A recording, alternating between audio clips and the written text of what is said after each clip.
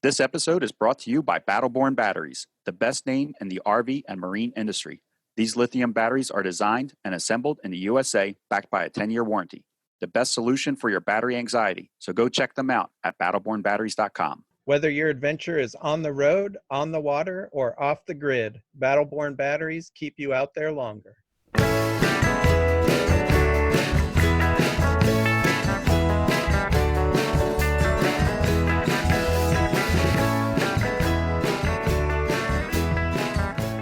You are listening to Beyond the Wheel, a podcast about the people and ideas that drive the RV community forward.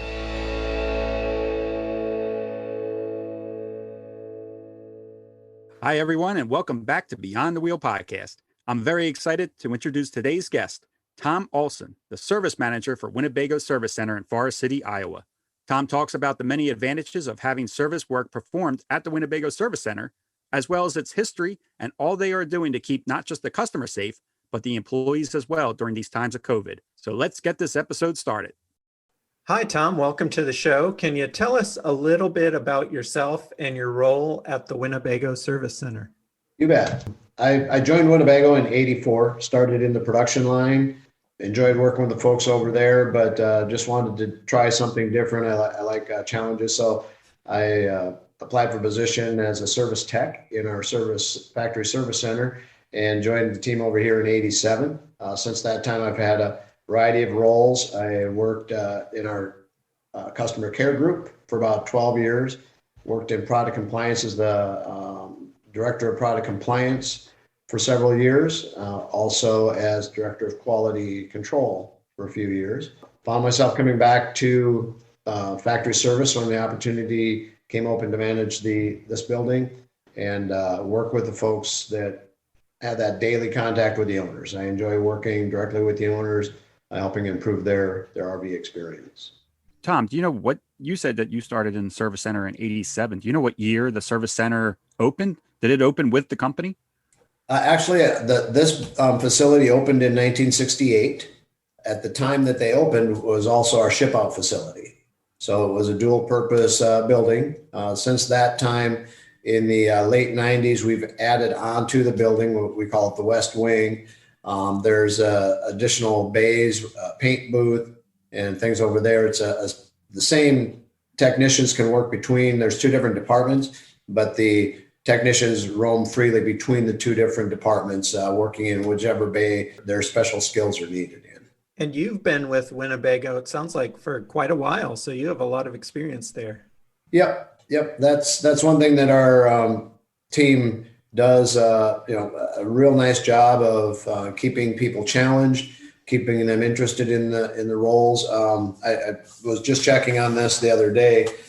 In our shop, we've got 17 folks that have been here 20 years or more, and 10 that have been here 10 to 20, and an additional 18 that have been 5 to 10.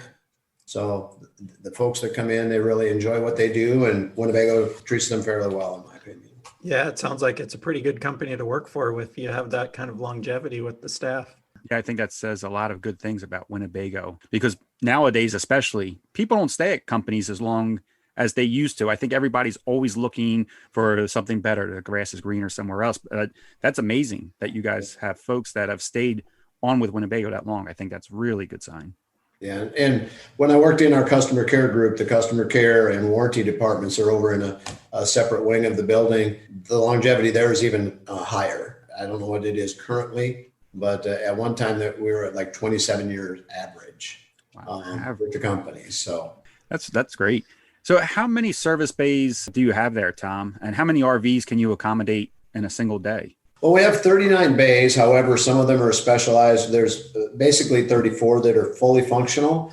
Some of them are used to hold equipment because of our constraints on spacing. We've repurposed one of them to accommodate, to hold parts that are for upcoming appointments and things. It's kind of a transition area for our parts department. And we have a paint booth that's outside of those numbers. So, and as regards to the number of units that we can accommodate in a day, it really varies on the types of jobs that we're doing. Like this time of year, we've got a lot of large projects going, so the coaches will stay in the same bay for possibly a couple of weeks. while we're replacing a wall or updating the vehicle from a 2012 scheme. People will come in and they want all new floor coverings and new soft goods put in and updated to the current colors and things like that. So we can have units in here for weeks at a time. But during the summer, for example, just to explain the capabilities, during the Grand National Rally that we've had in the past, there are times that we put in a 3-week period of time, 600 units through the shop, 500 to 600 units is pretty consistent during a GNR event. It interested me what you just said about updating an older coach to look more modern. You guys can do all that work in the service area? Yep, we pretty much, we can do anything that needs to be done on the RV. The only caveat to that, I would say, would be potentially some of the chassis repairs. If it's warranty chassis repairs, a lot of those will be referred out to the chassis supplier, to their authorized service centers.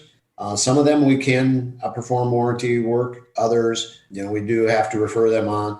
For example, Freightliner, there are things on the Freightliner chassis that we can service, but the Cummins engine, Olsen transmission, that sort of thing, those have to be worked on elsewhere.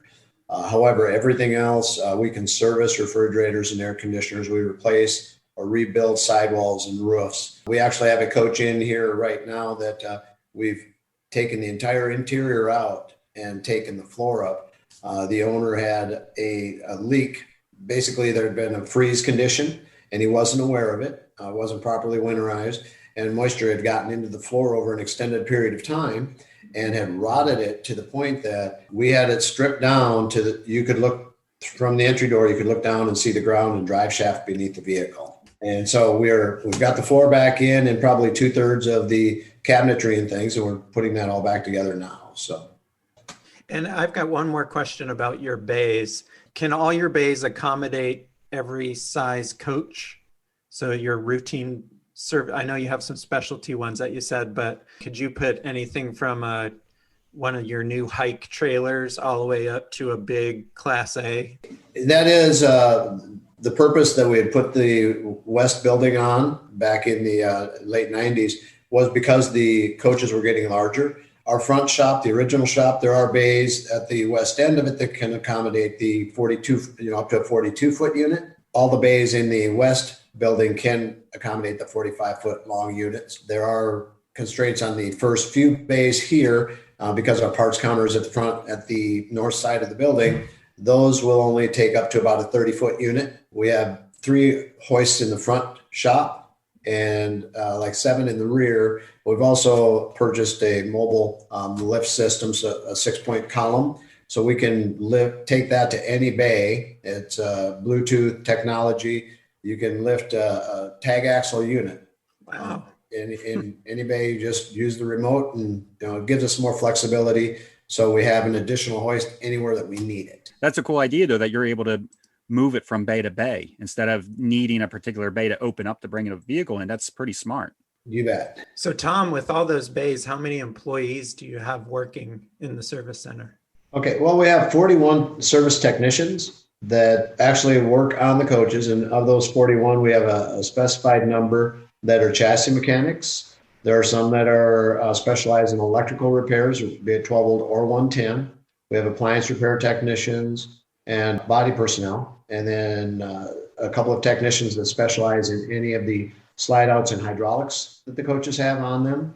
And the balance are general technicians that can pretty much do anything else, the replacement of the walls, reskinning coaches that get damaged from storms, that sort of. And then our parts department, we have approximately a dozen people there that support the team by moving parts from within the organization to our service center, to ordering, those advanced parts orders to get the parts coming from our supplier and things like that. And front counter staff that interact with the owners and sell parts over the front counter. I help them with updates on the repairs as they take place, that sort of thing. So I was going to ask you, what are some of the advantages of going to Winnebago and having service done?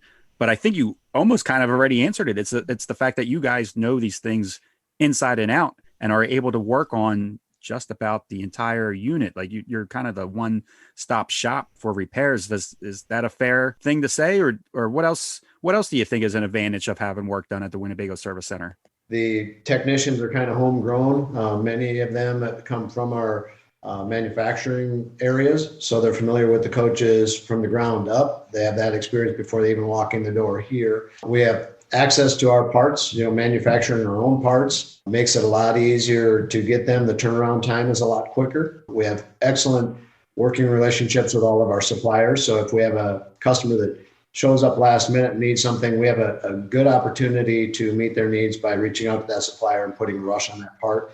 But if we have advance notice that they're coming in, we can get those parts coming ahead of time, because that, as most owners will tell you when they go in for service, oftentimes parts availability is a roadblock to getting them back on the road more quickly. So that's a definite advantage. Every once in a while you run into something new that we haven't encountered before. We've got our engineering group that's right here, and we can reach out to them and get some suggestions, input, things like that if we need. So that's another advantage. You mentioned that the chassis, some of that stuff you have to refer out to the chassis manufacturer, chassis supplier. Are there local people there, so people won't have to drive like to Florida, for instance, to have chassis work done if they've brought their coach there and you found that it was a problem that's better handled by the chassis manufacturer? Is there local resources for that? Yeah, and actually with Freightliner, they'll work with us to have they have authorized Caterpillar and Olsen transmissions, for example. They have mobile services that are authorized that will come on site and actually work on them here. We've had trucks outside of our building with their equipment performing repairs here. There is an authorized service center just 20 miles away in Clear Lake for Freightliner. We do have working relationships with different chassis manufacturers around our area. So we typically don't have to refer them too far away. I think the farthest we've referred someone is Rochester, Minnesota, which is an hour and 45 minutes away. I wanted to go back 1 second, Tom, about the bays. You had mentioned a paint booth. Are you guys just doing touch-up paint work, or are you able to, say, paint an entire coach? Yep, we do it all. One of the updates I was talking about earlier with the upgrading somebody's color schemes to current product.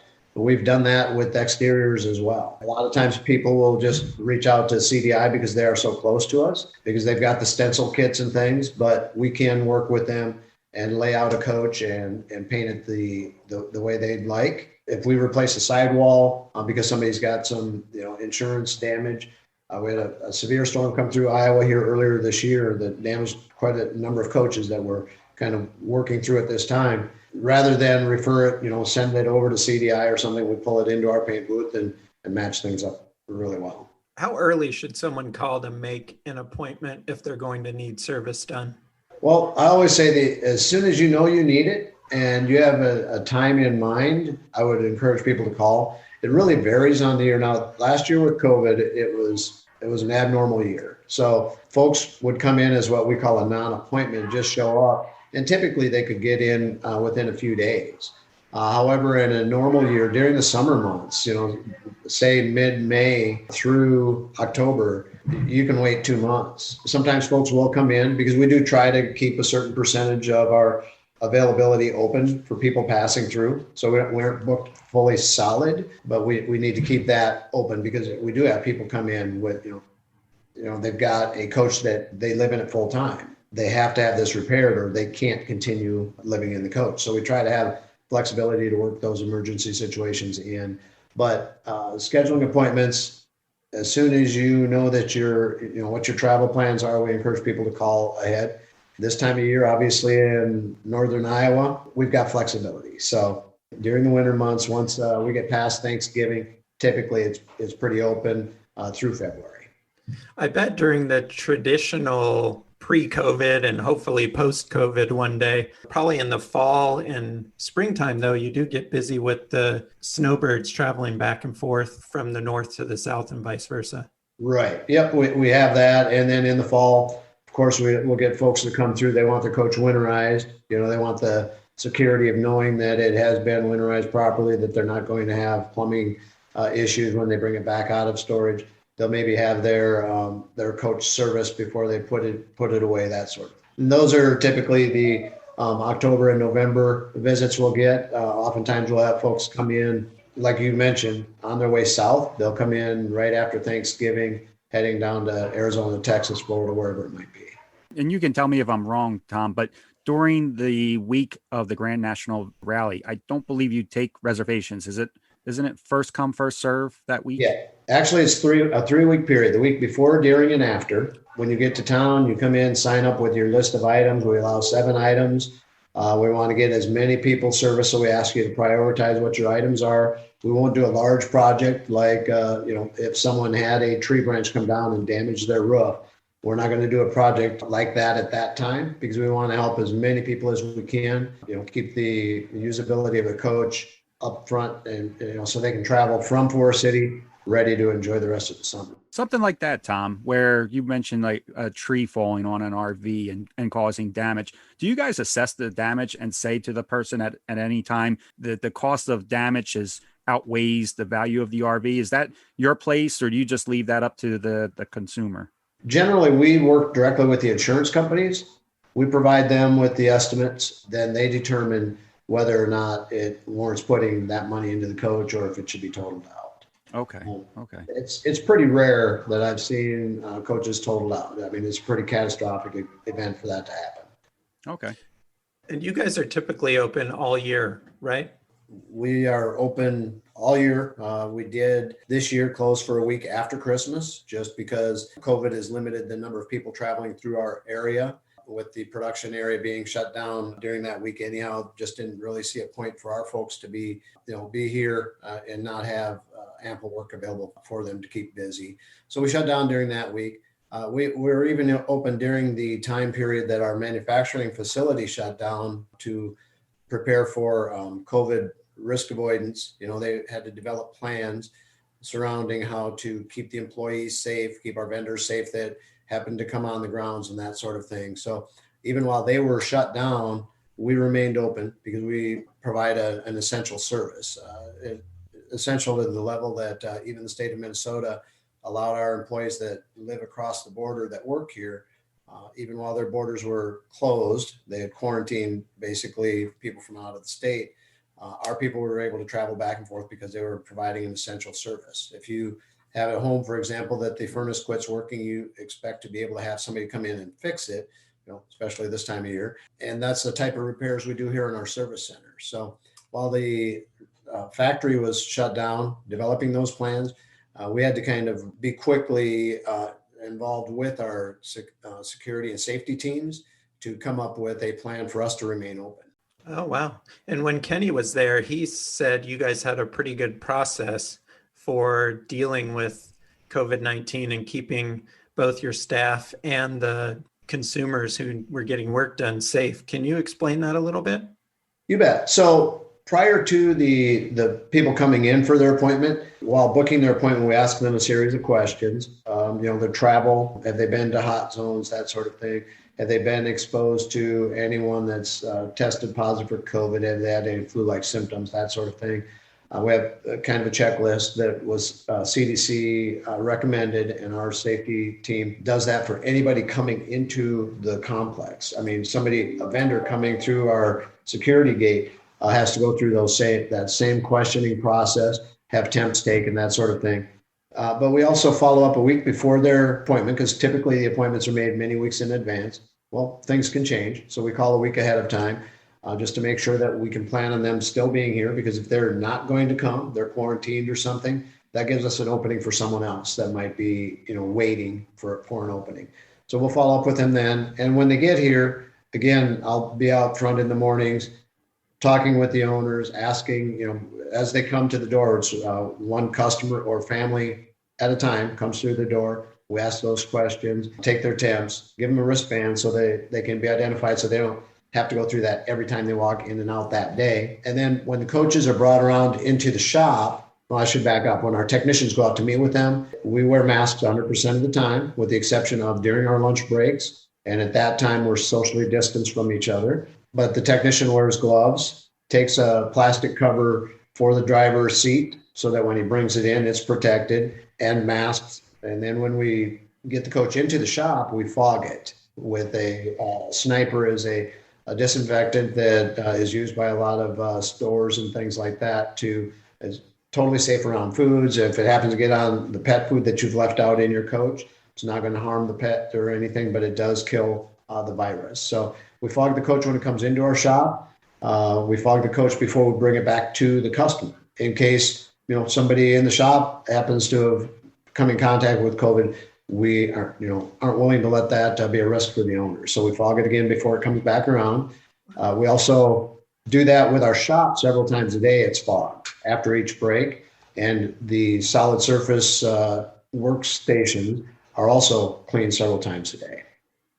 Wow, that's a pretty thorough process. I think people can feel pretty safe bringing their RV. We've had a few individuals in our shop that have had it, but it's never come into the shop. They've encountered it and been isolated or quarantined because a family member had it, brought it from school or somewhere else. And so we've not had any that has transferred within our shop, which we're pretty proud of, not having shut down at all and able to keep that level of safety for our customers and our employees is pretty awesome. Yeah. Yeah, I was very impressed with the whole procedure. I really thought you folks went above and beyond, especially with that fogging. When you showed me the fogging device, I thought that was very cool and something just thinking outside of the box of how to protect everybody, like you said, customers and staff. I thought that was really great. Tom, can you talk a little bit about the importance of owner preventative maintenance and maybe some of the most common problems that you see as a result of lack of preventative maintenance? You bet. So a couple of things that we see that are very common that cause significant damage, and it generally involves water. I mean, these are, some people call them land yachts, but they're not yachts. They're not, to be in the water. So sealant maintenance is critical.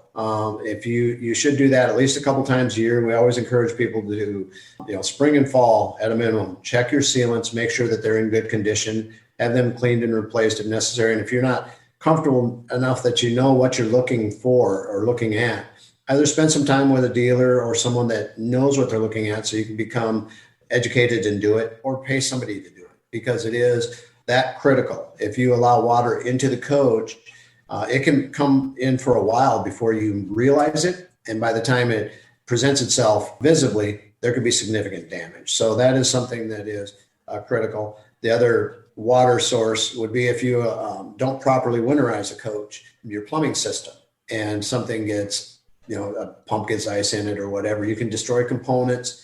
You can develop leaks. You can have a cracked fitting that, you might have good water pressure, but water's dripping out of this fitting, for example, causing significant damage that isn't readily apparent. And another is cleaning a coach. If you are a person that does travel south in the winter, if you leave the Midwest at the wrong time of year and you've got a lot of salt and chemicals on the road, and you get down to Florida, for example, we had a coach come back from Florida that had parked literally on the beach down there. So you had the saltwater air around it after having driven through all the chemicals up north. The rust on this coach was unbelievable. So when you get to your destination or get out of those types of environments, properly clean the coach, spend some time and get the underside cleaned as well. This owner, just felt that perhaps the chassis, they were concerned that the chassis wasn't prepped properly because they had all this rust on it.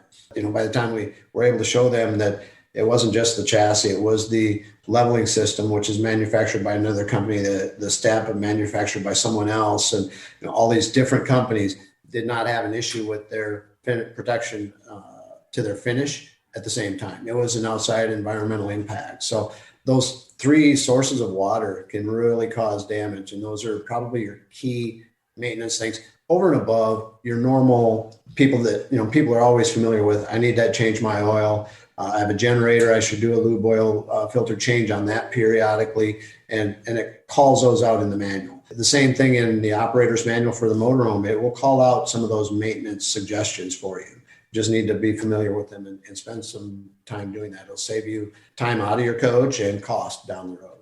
Yeah, a lot of cost if it's water damage, I bet. Yeah. So you mentioned earlier on that you have specialists such as electricians and the slide specialists and things like that.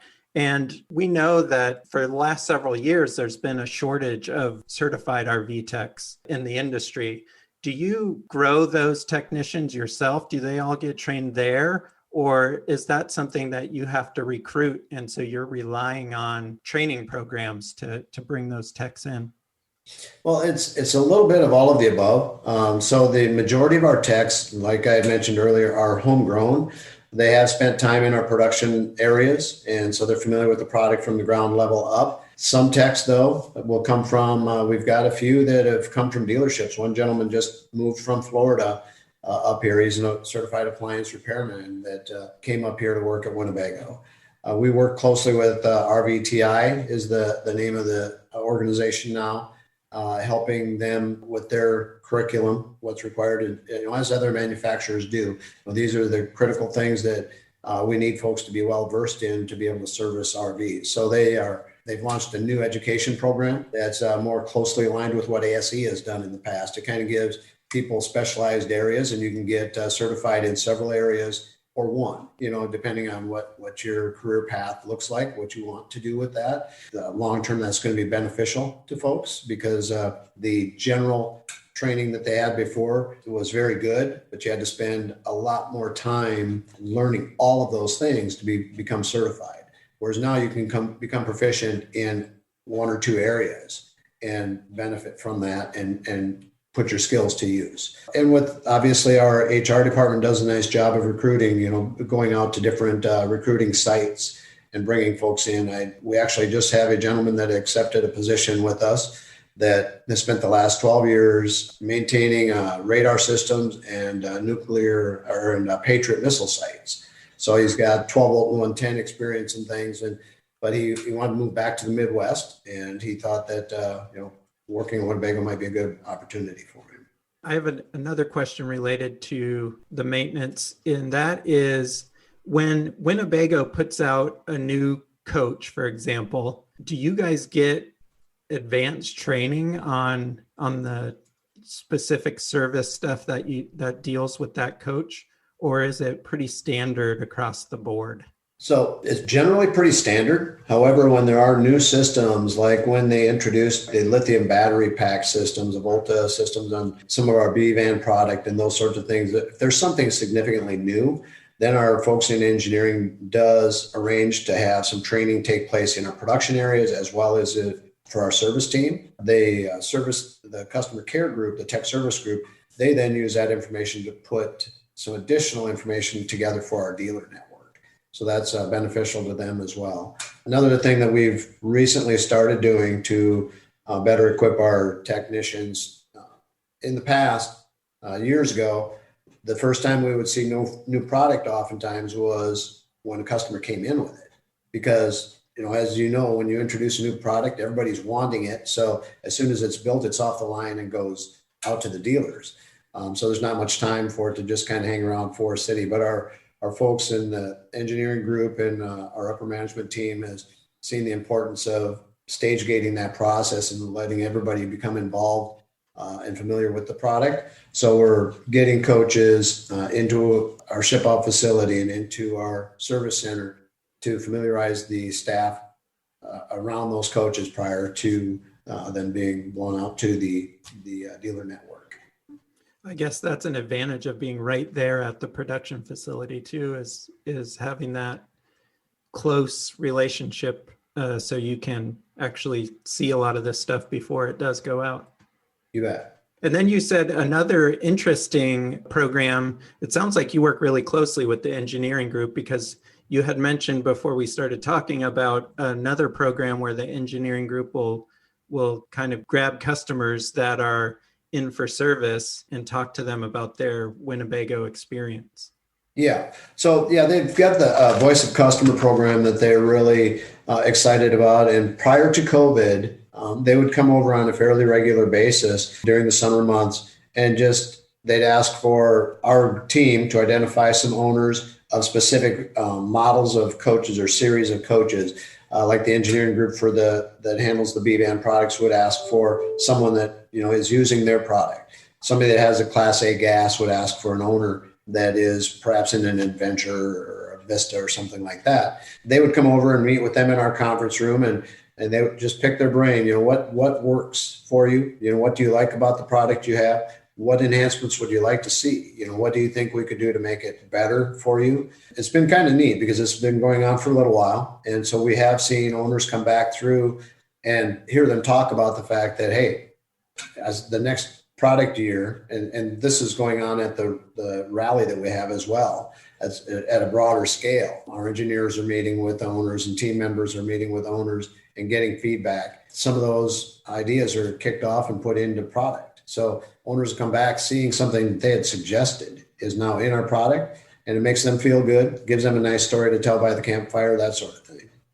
I always say, and I'm not a Winnebago owner, unfortunately, but I always say that Winnebago seems to have the best, I want to say, customer relationship after the sale than any other RV manufacturer. It seems like you guys go above and beyond what a normal manufacturer does to get feedback from your customers to improve your products. And I think everybody we've ever talked to that's either owned a Winnebago or has worked at Winnebago has agreed with that comment. Yeah. And I've always felt that way. Like I said, I've been here for a number of years and I've always felt that way. It seems like the last several years, they've really even stepped it up more. And I like that. They're being a little more serious and not sure how to phrase it, but they're paying attention to the specifics of what people are saying. They're not just taking general mentions of an idea. If they see something that has merit, they're asking more questions. They're not making assumptions and doing that. But again, they've always, Winnebago's always done that. Listen to the voice of customer to identify what those needs are. When we put the central AC units on our coaches back many years ago, we were the first people that had done that in the RVs that we were doing that type of installation. And it was because customers wanted the weight off of their roof. They wanted the lower positioning of that air conditioner for serviceability and that sort of thing. And at the time, that's what the owners wanted. Opinions change, times change, the equipment changes, the capabilities of those AC units because of some of the rules and regulations out there, they're no longer feasible. So you have to adapt. But listening to those owners does help us develop a better product. I think it's great that you guys not only listen, but you actually implement these changes. It's something that the customers do get to see, that it's more than just the listening. It's not just the fan service, I guess. Yeah. How much does Winnebago production listen to you guys in the service area? If you guys see something that you don't think is right, or maybe something that keeps on coming up that's common, can you go to the production team and say, hey, we're finding this being an issue on some of the models? Well, typically what we'll do is, and this happens, we actually have weekly meetings with our folks from the quality group, but just things that we see with any repetitive nature goes into our minutes for that meeting so that they can dig into it.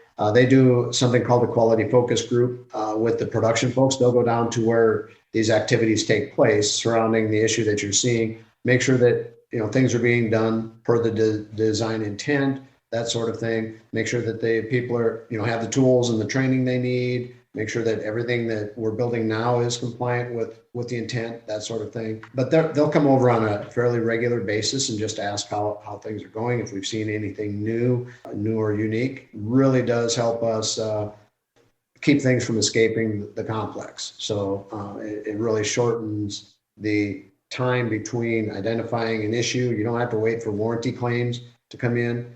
We do customer pickups here at Forest City. Some owners just choose to come and pick up their coach here. And so we've gone through that coach with them. They use it for a bit and they come back through. We get immediate feedback like that. So beneficial. I got a strange question for you, Tom. In the last couple of years, what's the, I don't know if you guys even keep track of this, but what's the oldest Winnebago RV that you've serviced in the last couple of years? Do people keep them for a long, long time? Yeah, I guess I can't tell you the exact age, but I know that we had a Brave in that was between 70 and 72. Wow. Winnebago Brave that was in here. So we service them. That it's not uncommon at all to have coaches that were built in the 90s. And you still can get parts for those? The majority of them, yes. Yep. Oh, okay. Wow, Yes. that's You know, great. a lot of the components that go in, for example, the toilet may not be in existence anymore, but there'd be a suitable replacement. But if it's a Winnebago manufactured component, that's one thing that we pride ourselves on. We're better than anyone in the industry to be able to support that aftermarket repair, even beyond the warranty time period, because a large portion of those parts we manufacture ourselves, so we have the molds and tools to do so.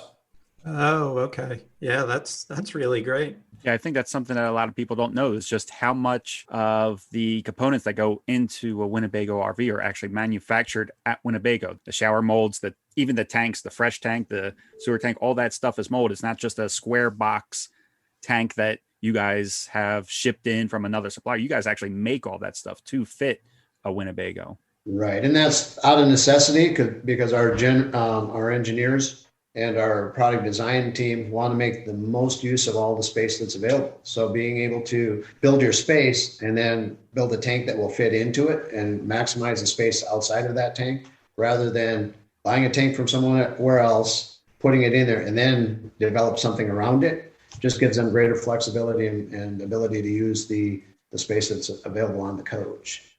So I think, Tom, that is all of our questions, unless you think there's something that we might have missed or that you would like to add to the conversation.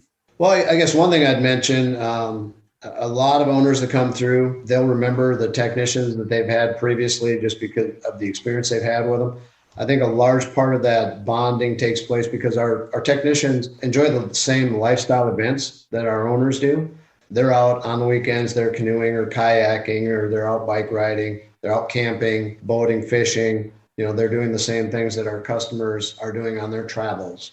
So it gives them that commonality. We want to make sure that they're out doing that instead of in seeking service. If they're coming in to have something added on to make the coach more usable, that's a great thing. If it's something that they need a warranty item that needs to be taken care of, we want to take care of that and get them back on the road as quickly as we can.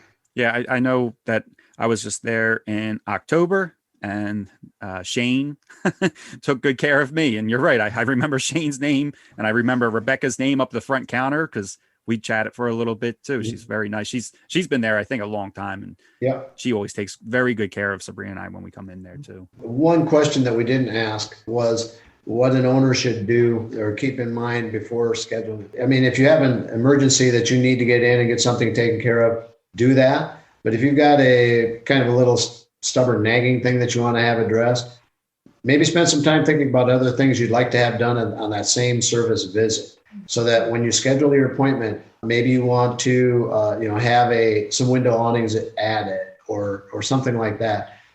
Try to schedule those at the same time you schedule your appointment. Allows us to get the components in if we need to, or do some research to see if it's something that can be done for your RV, that sort of thing.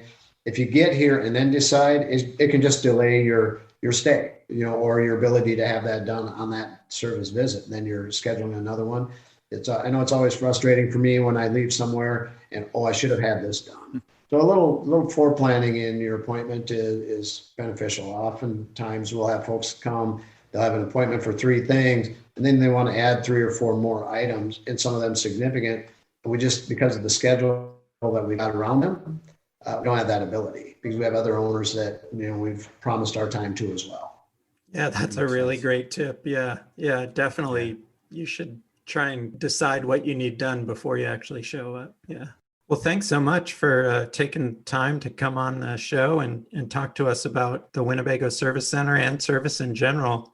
I think it's very valuable to hear from someone like you how the process works and kind of the behind the scenes, so people better understand what happens when they bring their RV into a service center to get work done. You bet. Thanks, guys. Yeah, thank you. We would like to thank Tom for coming on the show and telling us the inner workings of a major RV service center. As you could hear, it needs to be a fine-tuned operation to service so many RVs throughout the year. If you are interested in learning more about Winnebago, they can be found at winnebago.com. As always, a big thank you to Battleborn Batteries. Go to battlebornbatteries.com to see how lithium batteries and other electrical components can make your camping experience so much nicer. Also, follow us on Instagram, Twitter, and Facebook for what is happening at the Beyond the Wheel podcast. Thank you, everyone, and see you in 2 weeks. This episode is brought to you by Battleborn Batteries, the best name in the RV and marine industry. These lithium batteries are designed and assembled in the USA, backed by a 10-year warranty. The best solution for your battery anxiety. So go check them out at battlebornbatteries.com.